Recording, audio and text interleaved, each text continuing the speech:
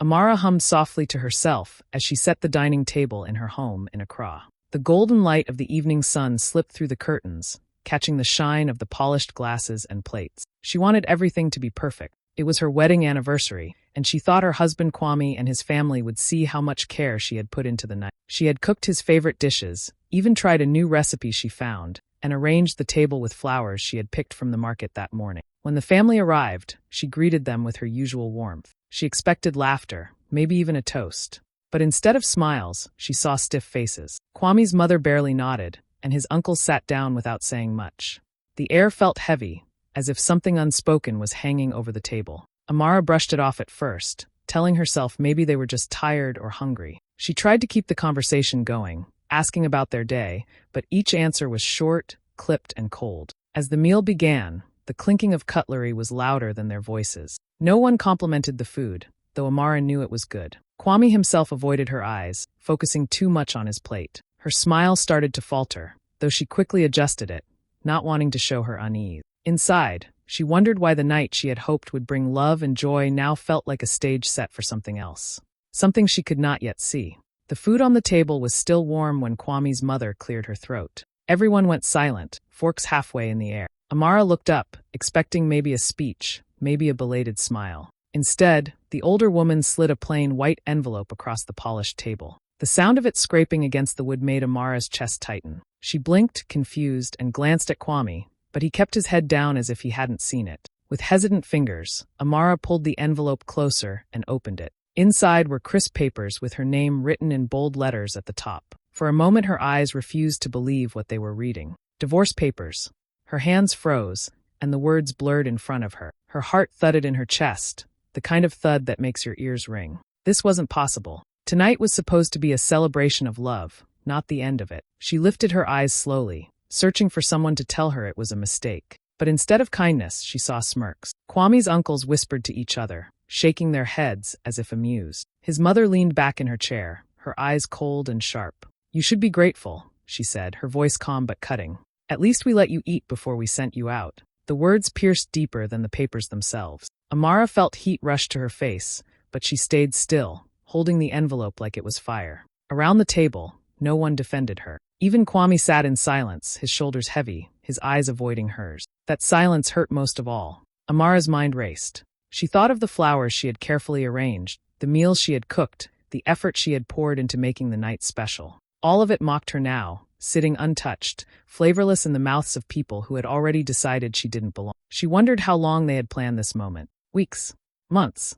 How many times had they smiled at her while secretly waiting to crush her? She could feel her throat tightening, but she refused to let them see her break. She folded the papers neatly and set them on the table beside her plate. She straightened her back and reached for her glass of water, sipping it slowly while the family continued to stare. Inside, she felt like screaming, like demanding answers, but outwardly she stayed calm. The room filled with the sound of forks again, the family eating like nothing had happened, as if ruining her life was just another casual part of dinner. Amara sat quietly, her heart aching, but her eyes steady. They thought they had humiliated her, that the envelope had finished her. What they didn't know was that this cruel surprise would not be the end of her story. It was only the beginning. Amara's fingers shook as she rested them on the edge of her plate. The envelope lay beside her like a snake, its bite still stinging. She could feel the eyes of everyone at the table pressing down on her, waiting for a reaction, waiting for her to break. Her lips trembled, but she pressed them together firmly. She would not give them the satisfaction of seeing her cry.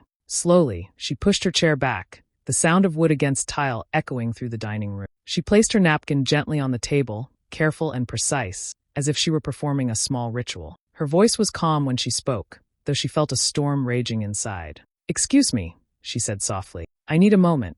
The family exchanged glances, smirking again as though her quiet retreat proved them right. To them, she was defeated, a woman too weak to fight back. Kwame kept staring at his plate, pretending not to hear, and that silence cut sharper than his mother's words. Amara walked out of the dining room with steady steps, her back straight, her head high. Only when she reached the privacy of her bedroom did she allow her body to sag. Her hands gripped the edge of the dresser, knuckles white, as the first wave of emotion crashed over her. She wanted to scream, to rip the papers to shreds, to demand answers from the man she thought loved her. But she did none of that. Instead, she closed her eyes and breathed slowly, deeply, until her heartbeat calmed. She remembered every insult hidden in polite smiles, every dismissive glance from his relatives, every time Kwame chose silence instead of defending her. It all pieced together now, like a puzzle she had ignored for too long. The coldness at the table tonight wasn't new. It was simply the final act. Tears pricked her eyes, but she wiped them quickly. They would not get the tears they wanted. They thought tonight was her ending, but deep inside she knew better. There was something powerful stirring in her chest, an energy that refused to be crushed. She had faced loss before, deeper and heavier than this, and she had survived. She would survive this too. Amara walked to the mirror and looked at her reflection. Her face was pale, her eyes red, but behind them burned a fire she hadn't seen in a long time. "They think I'm broken," she whispered to herself, "but they have no idea who I really am." Straightening her shoulders, she turned back toward the door. She would return to that dining table, not as a victim, but as an actress in their cruel play, letting them believe she had accepted defeat. Let them laugh tonight. Let them enjoy their false victory. For now, silence was her shield. But soon, very soon, her silence would turn into thunder. And when the storm finally came, they would never forget it. Long before Amara sat at that painful dinner table in Accra, her life had been shaped by a man who loved her deeply, her father. He was a respected businessman in Kumasi, known for building one of the largest real estate empires in the region. People admired him not just for his wealth, but for his honesty, his fairness, and the way he carried himself with quiet strength. Amara was his only child, and though many expected him to raise her as a spoiled heiress, he did the opposite. He taught her discipline, humility, and the value of keeping her power hidden until it was needed. She remembered being a young girl, following him through construction sites, watching workers greet him with respect. He would kneel down beside her, dust on his shoes, and explain the importance of every brick laid. "A house is not just walls," he used to say. "It is safety. It is dignity. If you build with care, you don't just make money, you make a legacy." Those words stayed with her long after he passed away. When her father died, the will was read in a quiet lawyer's office. Amara had expected maybe a house, maybe some money to help her in life. Instead, the papers revealed something much greater. He had left her the controlling stake in his entire business empire. Hotels, apartment complexes, lands across Kumasi and beyond. Her name was tied to them all. It was overwhelming, almost unreal. But she also remembered her father's calm voice reminding her to live simply, to never allow wealth to turn her heart cold. So she made a choice. She didn't flaunt it. She didn't walk around introducing herself as a property tycoon's daughter. She wanted to be seen for who she was, not for what she owned. When she met Kwame, she never mentioned the details of her inheritance. She wanted love, not transactions. She wanted a home filled with laughter, not business deals and power struggles. And so, she built her life with him quietly, keeping the truth tucked away like a jewel no one else needed to see. But now, sitting alone in her room with divorce papers still heavy in her hands, those memories rose to the surface like waves. They thought she had nothing. They thought she was small, helpless, someone they could toss aside without a second thought. If only they knew the truth. Amara walked to her closet and pulled out a small locked box. Inside were documents her father's lawyer had given her years ago, proof of ownership, share certificates, and legal papers bearing her name. She touched them gently, remembering the man who had trusted her with so much. A bittersweet smile touched her lips. "They think they've broken me," she whispered. "But Baba, you already gave me everything I need to rise again." The family at the table in Accra had no idea. The storm they had carelessly invited was much bigger than they could ever imagine, and it was about to sweep through their world. That night, long after the clinking of plates and the cruel laughter of Kwame's family had faded, Amara sat alone in the dim light of her bedroom. The divorce papers lay untouched on the dresser, a silent reminder of their betrayal. Her heart still hurt, but her mind was clear now. They thought they had ended her. They thought she would walk away broken and penniless. But Amara knew better. She had her father's empire, her father's wisdom, and one person she trusted completely, Ngozi, her lawyer. With steady hands, she picked up her phone and dialed Ngozi's number. It was late, but she knew Ngozi never minded her calls. Within moments, the calm, firm voice of her old friend came through. "Amara? What's wrong?"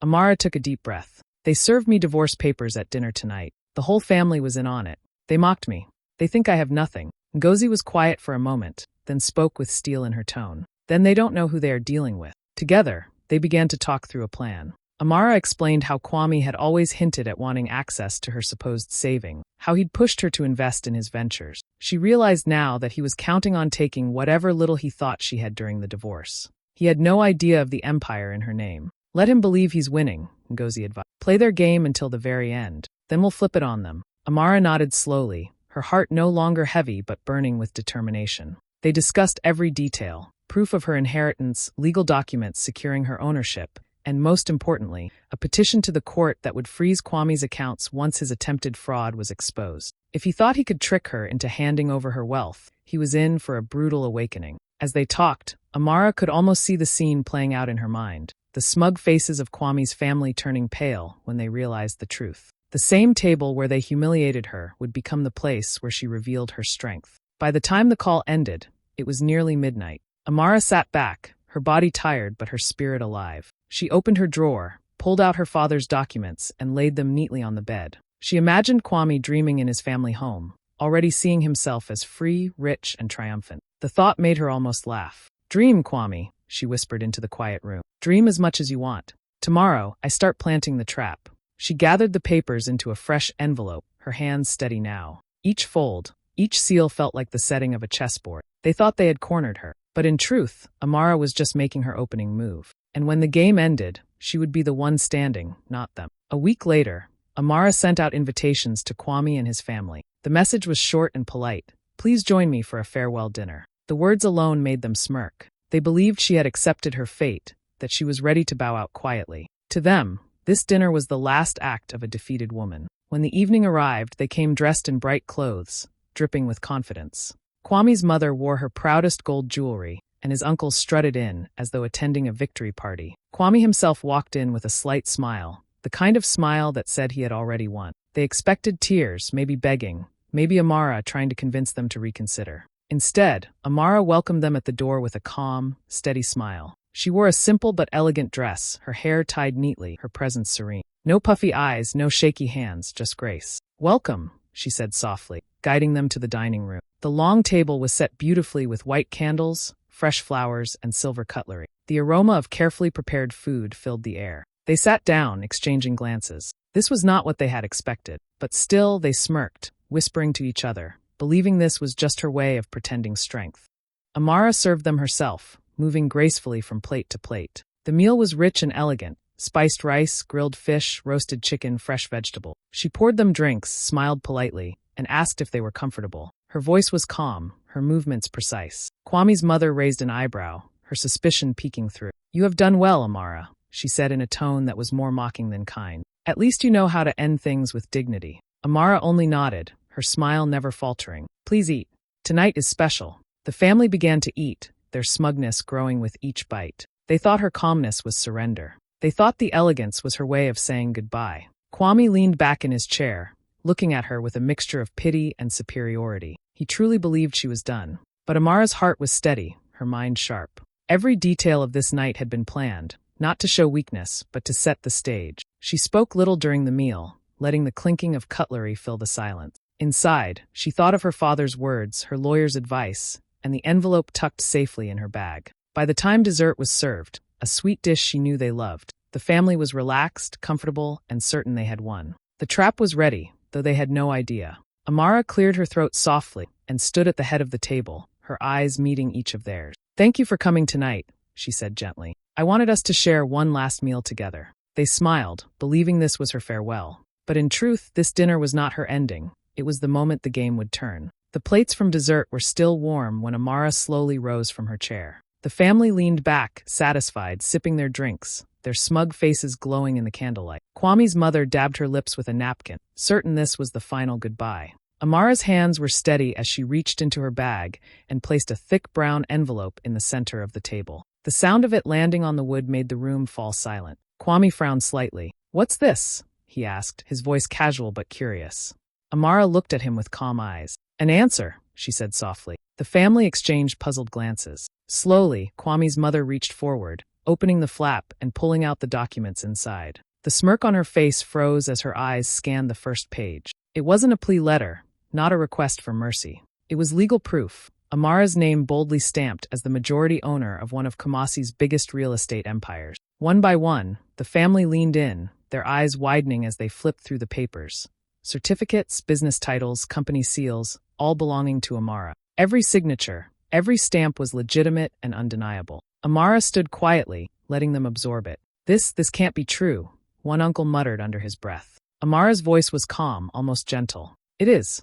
My late father entrusted everything to me. The houses, the hotels, the lands. You thought I had nothing, but all of it has been mine all along. She let the words hang in the air, then added, and there's more. From the same envelope, she drew out a final document, an official court order. The stamp of the High Court glowed under the light. Her lawyer's work was precise and undeniable. The order froze all of Kwame's accounts, blocking access to his assets until an investigation into his attempt to defraud her was complete. Kwame shot up from his chair, his face pale. Amara, you can't. But she raised a hand, silencing him. I already did.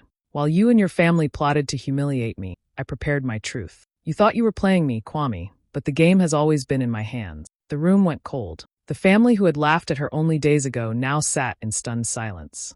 Kwame's mother's lips trembled as she set the papers back on the table, her eyes darting between Amara and her son. The uncles muttered nervously, unable to hide their shock. Amara remained calm, her voice steady. You gave me divorce at dinner, and tonight I return the favor, with justice. For the first time, Kwame's family had no words.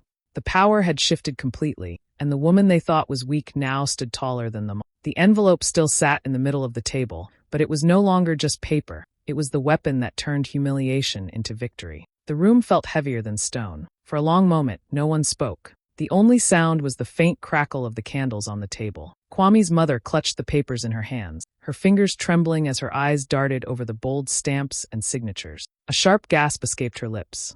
This can't be, she whispered, her voice breaking. The uncles leaned in closer, each one grabbing a page, as though reading it twice would change the truth written there. Their faces shifted from disbelief to fear. These were men who once chuckled at Amara, dismissing her as nothing more than a housewife. Now, every word on the paper screamed that the woman they mocked held more power than all of them combined. Kwame's mother turned toward her son, her voice sharp with panic. Kwame, you knew about this?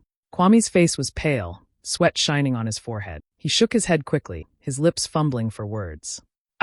I didn't know. She never told me. The irony cut through the room like a blade. They had all assumed Amara was helpless, yet she had been sitting on an empire the entire time. The silence that followed was different from the one at the first dinner. This one was not smug or cruel. It was heavy with shame, confusion, and the bitter taste of defeat. One uncle slammed his palm on the table, startling everyone. Impossible. A woman cannot this. This is madness. But even his shaky protest died as he looked again at the court order freezing Kwame's accounts. The stamp was official. The law was already against them. Amara stood gracefully, her hands folded in front of her. Her voice was calm, almost too calm. All of you mocked me, told me I should be grateful for scraps. Tonight, you see who I truly am. I was never the desperate woman you imagined. I was patient. I was silent. And now I choose how this ends. Kwame's mother tried to speak again, her proud voice cracking for the first time. Please, Amara, we didn't mean. But Amara's steady gaze silenced her. She had no anger left to show, only strength. You served me shame, she said quietly, but I serve you truth. And truth is heavier than cruelty. Kwame sank back into his chair, covering his face with his hand. The man who thought he would walk away richer now realized he could lose everything. His family, who once sat like judges over Amara, now looked like guilty defendants waiting for a verdict. Around the table, no one dared pick up a fork or touch the food again. The dinner that was meant to humiliate her had turned into their own courtroom, and Amara was both the witness and the judge. They had come expecting her tears. Instead, they left facing her power. And in that moment, every single one of them understood. The woman they had thrown aside now controlled their fate. Kwame's voice cracked as he finally broke the silence. He pushed his chair back and stumbled to his feet, his proud posture gone. Amara, please, he said, his hands reaching toward her as if he could pull back the moment. His eyes were wide, desperate, no longer the confident man who thought he had her cornered. I made a mistake. I didn't know. Forgive me, let's fix this. But Amara's face was calm, untouched by his begging. She looked at him the way someone looks at a stranger they once thought they knew. For years, she had loved him, trusted him, built her life around him. And now, standing in front of her, he wasn't her husband. He was simply a man who tried to destroy her and failed. Kwame, she said softly, her voice steady. You showed me who you are. You showed me who your family is. Forgiveness might heal small wounds, but betrayal like this leaves scars. I will not live with scars you gave me on purpose. Kwame fell to his knees, his pride shattered. His mother gasped, reaching out to lift him, but he brushed her off, eyes locked on Amara. Don't do this. Don't walk away. I need you. The words tasted bitter even to him. He wasn't asking for love. He was begging for the security he thought he'd lost forever. Amara didn't flinch. She reached for the divorce papers, still lying on the table like an unfinished chapter. With deliberate calmness, she picked up the pen, signed her name with a steady hand, and set the papers back down. The sound of the pen scratching across the page was louder than Kwame's sob. "There," she said quietly, sliding the signed papers toward him. "You wanted a divorce, and now you have it. But don't ever believe you left me with nothing. I walk away stronger than before. I walk away free, from your lies, your cruelty, and your family's poison." Kwame's shoulders slumped, his tears falling onto the floor. His uncles sat in silence, their smugness gone, their power stripped away. His mother shook her head in disbelief, unable to understand how the woman they had dismissed had turned the table so completely. Amara pushed her chair back, stood tall, and smoothed her dress. Her every movement radiated grace and control. She looked around the table one last time, her eyes lingering on Kwame. "You thought ending our marriage would end me," she said. "But you were wrong. This is not my ending. It's yours."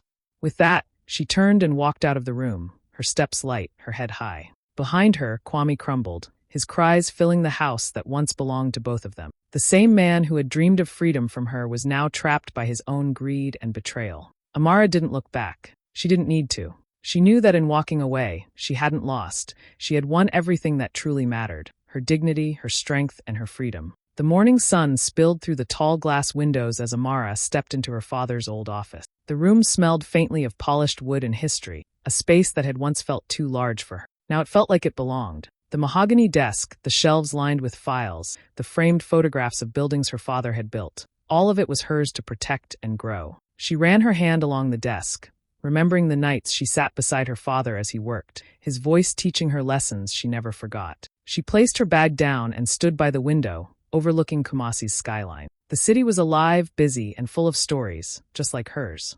With a deep breath, she whispered the words she had carried in her heart since that dinner. "You served me divorce at dinner. I served you destiny." The words were soft, but they carried the weight of victory, echoing in the quiet room like a promise. Outside these walls, her story was already spreading. Friends whispered it in markets, women shared it in salons, and even strangers repeated it on buses. A woman betrayed by her husband had not only survived but risen higher than anyone expected. She had taken her pain and turned it into power, her silence into strength. Amara sat down at the desk, opening the first file of the day. This was more than inheritance, it was a legacy, and she was ready to lead it. Across Ghana, women began to see her as proof that dignity and strength could outshine cruelty. Her story was no longer just hers. It was a flame, and it was lighting fires of courage everywhere.